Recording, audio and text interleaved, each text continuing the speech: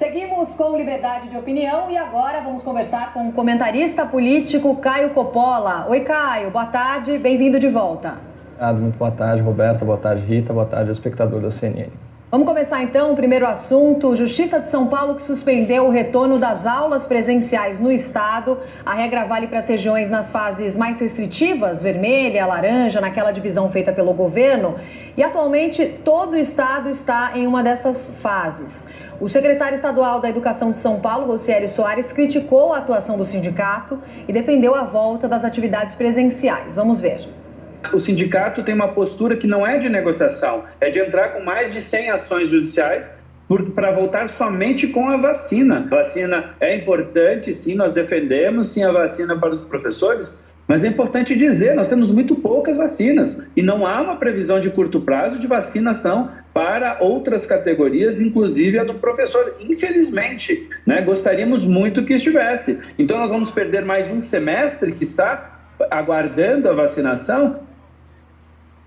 A decisão em caráter liminar suspendeu o decreto do governador João Dória que autorizava a abertura das escolas em qualquer fase do Plano São Paulo. A juíza Simone Gomes Casoretti argumentou que a educação também é um direito fundamental, mas que neste caso merece prevalecer o direito à vida. A Procuradoria-Geral do Estado entrou hoje com um recurso contra essa liminar que foi concedida e a gente acompanha, portanto, esse embate. Caio, qual que é a sua opinião sobre essa decisão do Tribunal de Justiça? As aulas devem voltar apenas quando todos estiverem imunizados? Com esse cenário, professores deveriam passar na frente na fila de prioridades da vacinação? A decisão é um tremendo absurdo, mas já cumpre aí preliminarmente elogiar, né, os esforços do secretário de Saúde aqui do estado de São Paulo no sentido de defender o direito fundamental, né, das crianças a terem aulas, né? Vamos começar aí pelo básico, né? Ver o que as próprias autoridades mundiais, né, que são uma fonte muito citada aí por quem eventualmente acha correta essa decisão. É um artigo aqui publicado no site oficial das Nações Unidas, né, portanto da ONU, assinado aí por diretores do primeiro escalão, da Unicef, da Unesco e do Banco Mundial. Quem tiver curiosidade, o título desse artigo é o seguinte: reabrir as escolas, quando, onde e como. E cumpre salientar que isso daqui foram, né, em meados de junho. Então, portanto, ainda no meio do ápice, né, da primeira onda da Covid-19, aspas, o fechamento prolongado das escolas pode aumentar as desigualdades, aprofundar a crise de aprendizagem e expor as crianças mais vulneráveis a um risco maior de exploração. As escolas não são apenas lugar de aprendizagem, elas fornecem proteção social, alimentação, saúde e apoio emocional, elementos que são uma garantia de vida para os mais desfavorecidos. A gente pode passar para outra agência humanitária, né, também ligada à ONU, que é a World Food Program, né, ou Programa Alimentar Mundial, fez uma estimativa que 370 milhões de crianças, isso ao redor do mundo, não estão recebendo aí as suas refeições devido à interrupção nas aulas e o fechamento de creches. E aí, ato contínuo também, a Unicef, né, que é o Fundo das Nações Unidas para a Infância, informou que 6 mil crianças podem morrer por dia por causas evitáveis em decorrência das medidas de combate à pandemia, né? Então a gente está falando de 1.200.000 almas menores de 5 anos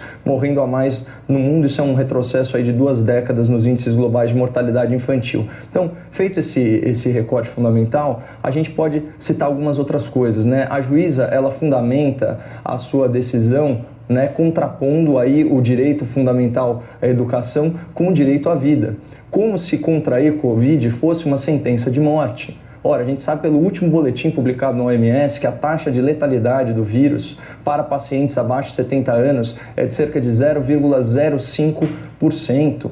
É raríssimo uma criança, um jovem adoecer, ter a forma grave da doença e falecer, muito menos se ele não tiver uma comorbidade. E a mesma coisa vale para os adultos, para os professores. Ora, chega a ser um absurdo um país que tem como essencial, por exemplo, a realização de uma eleição em que necessariamente milhões de pessoas vão se aglomerar aí ao longo de algumas horas, né, no processo de votação, que afinal de contas é presencial, e quer impedir exames como é o caso do Enem, e quer impedir a volta às aulas. Isso faz o menor sentido. A Alemanha, os países desenvolvidos, os países europeus, mais de 20 países no ápice da pandemia. A Alemanha, quando ela estava registrando o pico de óbitos, ela estava se esforçando para abrir as escolas, porque entende que educação é uma atividade essencial. Imagina se todos os profissionais, né, se arvorassem aí nesse suposto direito que pleiteia o sindicato dos professores. Imagina se todos os trabalhadores, né, de transporte público e de todas as atividades essenciais falassem: olha, eu não saio de casa enquanto a população não estiver completamente imunizada. Né? Então, percebam o desequilíbrio, né, nessa relação, e daí você percebe também o absurdo dessa decisão. Hoje, mais cedo, eu vi uma entrevista do secretário à Rede Globo, e essa só para finalizar, e eu achei muito interessante também que parece que pela primeira vez eles vão criando coragem para jogar na cara dessa turma a sua própria hipocrisia, né? Afinal de contas, ele falou que, embora o sindicato esteja na justiça exigindo, né, que as aulas não sejam retomadas, por outro lado, a colônia de férias dos professores está aberta, isso informações veiculadas pela própria autoridade. Vamos para o próximo assunto, então. A taxa de desemprego caiu e ficou em 14,1% no trimestre de setembro a novembro do ano passado. Com isso, cerca de 14 milhões de pessoas continuam fora do mercado de trabalho, de acordo com dados do próprio IBGE. O Ministério da Economia também divulgou dados sobre o emprego formal no país. O Brasil, então, criou cerca de 143 mil novas vagas em 2020. Caio, qual que é a sua avaliação sobre essa melhora no cenário de emprego no Brasil? É cedo para comemorar? Os resultados melhores virão apenas com a imunização da população? Roberta, impressiona atestar a resiliência do Brasil na questão da manutenção do emprego. A imprensa ela tem predileção pela divulgação dos números do IBGE, né, o Instituto Brasileiro de Geografia e Estatística, mas esses números se baseiam numa pesquisa amostral. Portanto, trata-se de uma estimativa, né, que pelo seu lapso temporal, ela já vem a público muito defasada. Um número muito mais fidedigno para aferir a retomada do emprego são os números do CAGED, né, que é o Cadastro Geral de Empregados e Desempregados, que por meio de um sistema aí digitalizado, acessível e conectado aos empregadores, registra todas as admissões e todas as demissões de trabalhadores CLT. Pois bem, então, contra todas as previsões dos especialistas, né, o saldo de empregos formais no Brasil em 2020 ficou positivo em mais de 142 mil postos de trabalho. Isso significa que, em plena pandemia, o país gerou dezenas e dezenas de milhares de empregos com carteira assinada em 2020. Então, só para um efeito de comparação, né, o CAGED registra que na crise econômica gestada pela incompetência do governo Dilma Rousseff, só em 2015 e 2016 foram extintos mais de 2.860.000 empregos formais. Esse número é ainda mais alarmante se a gente considerar, né, o reconhecido estudo publicado na revista especializada Lancet, né, a Lancet Global Health, em que economistas e médicos sanitaristas, tanto do Brasil quanto do Reino Unido, analisaram os dados de mais de 5 mil cidades brasileiras, estabelecendo aí uma relação direta entre desemprego, né, nesse período crítico, e o aumento da mortalidade na população jovem e adulta. A pesquisa concluiu que a cada ponto percentual a mais na taxa de desemprego, a mortalidade também subia meio ponto. Então, o que teria custado aí a vida de mais de 31.400 almas, isso nessa crise de 2015 e 2016. Mas voltando aqui para o momento atual, né? Eu me debrucei sobre os números do CAGED e percebi dados muito interessantes. Por exemplo, antes da pandemia, né, a gestão Bianco, Guedes, Bolsonaro contabilizava um superávit de 986 mil postos de trabalho CLT. Ou seja, nos primeiros 14 meses do novo governo, o Brasil totalizou quase 1 milhão de carteiras assinadas a mais, né? Inclusive acompanhando o auge da Bolsa de Valores. O primeiro trimestre de 2020 foi recorde, aqui 342 mil novos empregos CLT. Daí chega a pandemia em março e com ela todos os equívocos das nossas autoridades locais. Ainda assim, a partir de julho, o mercado de trabalho começa a reaquecer e o trimestre de setembro, outubro e novembro, né, registra o saldo histórico de mais de 1.100.000 novos empregos CLT. E aí, né, quem é um cidadão bem informado chega a se perguntar, né, onde que eu estava, que eu não fiquei sabendo de nada disso. Então, você estava vendo outros números que por algum motivo foram priorizados pela imprensa nacional. Números da PNAD, do IBGE, que são projeções projeções calculadas a partir de um grupo amostral, cuja coleta de dados sofreu mudanças drásticas com a pandemia, né? Já que agora as pesquisas elas não são mais presenciais, elas são por telefone. E aqui não se trata, obviamente, de desmerecer o valoroso trabalho do IBGE, né, que nos fornece estimativas importantes sobre o mercado de trabalho. Então, tem a situação do trabalhador informal, do trabalhador subutilizado, do trabalhador desalentado. Mas se fosse para escolher uma métrica para a gente visualizar quase que em tempo real a retomada do emprego, faz muito mais sentido dar protagonismo ao CAGED, até porque o emprego CLT, o emprego de carteira assinada, é a forma de contratação mais onerosa que existe à disposição do empregador e costuma ser o índice econômico de recuperação mais tardia em face de uma crise.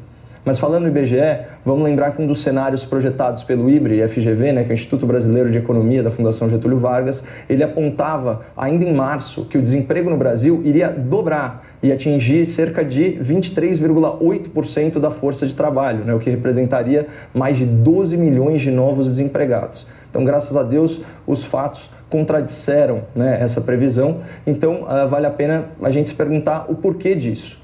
E aqui fica impossível, né, afastar o mérito do Ministério da Economia, com destaque para a Secretaria Especial do Trabalho e da Previdência, né? Aqui eu vou destacar a adoção de duas medidas fundamentais. Então, em primeiro lugar, né, a edição via Presidência da República da medida provisória 936, né, a reconhecida MP do Bem. Essa MP foi aquela que permitiu a redução das jornadas de trabalho ou a suspensão temporária dos contratos, usando os fundos, né, do seguro-desemprego para compensar ou pelo menos atenuar o impacto da queda de renda para os trabalhadores. Por outro lado, obrigou o empregador beneficiado a dar estabilidade temporária ao funcionário que fosse contemplado pelo programa. Então, assim, mais de 10 milhões e 300 mil vínculos trabalhistas, e isso tudo do regime CLT, foram preservados, né? A segunda medida fundamental, falamos disso aqui, foi a liberação de linhas de crédito em condições especiais para as empresas, né? Especialmente aqueles mais de 40 bilhões de reais via Pronamp, beneficiando as pequenas e médias empresas, que são as maiores geradores de emprego formais no Brasil. Então, não à toa, né, o nosso país registrou esse ano o seu recorde em volume total de crédito, ultrapassando mais de 4 trilhões de reais, é um aumento sem precedente, da ordem aí de 540 bilhões em relação a 2019. Então, essas duas medidas, aliadas aí aos pagamentos do auxílio emergencial, mantiveram a roda da economia girando e salvaram literalmente milhões de empregos. Então, para concluir, seja pelos números projetados pelo IBGE ou seja pelos números concretos efetivamente verificados pelo CAGED, o desempenho do Brasil em termos de manutenção do emprego e da renda em 2020 são sim dignos de nota e superaram as expectativas dos analistas e da imprensa especializada. Vamos para o último assunto então, Caio. O presidente Jair Bolsonaro disse que o governo não precisa de palpiteiro e voltou a falar que só ele troca ministros. Esse recado foi endereçado ao vice-presidente Hamilton Mourão, que afirmou em entrevista à Rádio Bandeirantes que o chanceler Ernesto Araújo poderia ser substituído. Vamos ver então o que disse o presidente Jair Bolsonaro. Que nós menos precisamos de palpiteiro no tocante à formação do meu ministério. E deixa bem claro, todos os 23 ministros, eu que escolho e mais ninguém. E ponto final. Se alguém quiser escolher ministro, candidato em 22 e boa sorte em 23, ok? Mourão já estava dizendo que queria mais diálogo com Bolsonaro, que muitas vezes não sabia o que fazer. A gente falou sobre esse assunto por aqui também. E agora temos, portanto, Caio, essa declaração de Jair Bolsonaro. Qual que é a sua avaliação sobre a fala do presidente sobre os palpiteiros? A relação entre Mourão e Bolsonaro está no maior nível de desgaste desde o início do governo? Acredito que sim. É um desgaste sem precedentes. Só também aqui um conceito bem óbvio: quem de fato busca o diálogo não o faz por meio da imprensa, né? A imprensa ela é utilizada, ela é instrumentalizada pelas autoridades públicas como um instrumento de pressão, né? Então, quando o vice-presidente da República vai se queixar aí publicamente, obviamente ele quer fazer uma certa pressão sobre o presidente. A gente sabe que, pelo menos, o atual ocupante do cargo não lida muito bem com esse tipo de movimentação, né? Então, foi uma resposta a lá Jair Bolsonaro para as críticas do vice-presidente Mourão. Então, de fato, a relação deles parece estremecida, e ele se tornou O presidente usou a palavra palpiteiro, eu preferiria usar o termo comentarista, né? Então ele é comentarista do governo do qual ele próprio faz parte. E ao se colocar como um contraponto, muitas vezes, não só as declarações, mas as políticas da presidência da República, ele acaba alimentando aí as intrigas e dando pano para manga, né, para uma oposição que já está se especializando aí na arte de encontrar pelo em ovo. E a principal manchete dessa semana, né, aquele fiasco do leite condensado, é um exemplo muito claro desse tipo de postura, estratagema e, enfim, de modus operandi dos grupos que estão contra a posição do governo, da presidência da República, o que quer que seja. Então, fogo amigo ninguém precisa. Caio, só para explicar para todo mundo, no seu primeiro tema você citou uma taxa de letalidade da Covid-19, é importante a gente deixar isso claro, ficou um pouco confuso, para pessoas de menos de 75 anos, só reforçando... De 70 anos. Só reforçando que o dado que a gente tem aqui, o último dado da CNN Brasil, que inclusive está no nosso site, é uma taxa que varia entre 1% e 2%, mas sobe para 5% no Amazonas. Se você quiser explicar só a conta que você mostrou rapidinho, que o nosso tempo está apertado. Super breve. Esse daí foi um boletim publicado por um renomado pesquisador de Stanford. Ele foi publicado no site oficial da própria OMS. Ele reúne aí mais de 60 estudos, como o do próprio Brasil, e ele estima e ele faz aí uma estimativa, uma média ponderada global. Então, depois eu posso, na próxima edição do programa, eu posso citar a fonte especificamente, com link, esse tipo de coisa. Então, agora, como foi publicado no próprio site da OMS, eu acho que ele tem credibilidade, 0,05% para pacientes abaixo dos 70 anos. Tá certo. Caio, bom fim de semana, até segunda-feira. Igualmente, Roberto.